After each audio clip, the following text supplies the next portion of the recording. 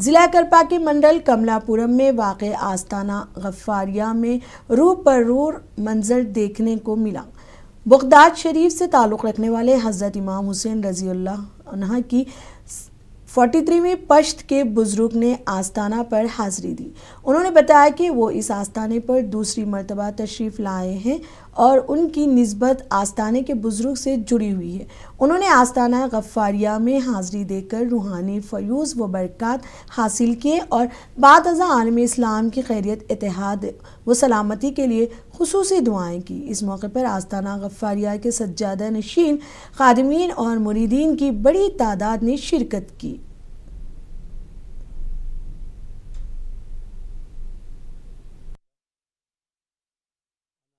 جئت زيارة إلى الهند إن شاء الله لحضرة زيا المحترم، وزرت حيدر آباد وزرت كربة في منطقة غفارية.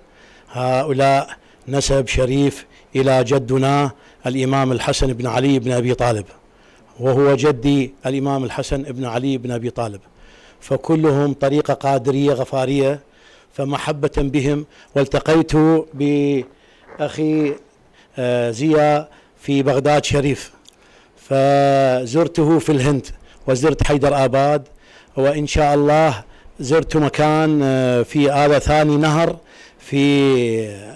بالعالم فيه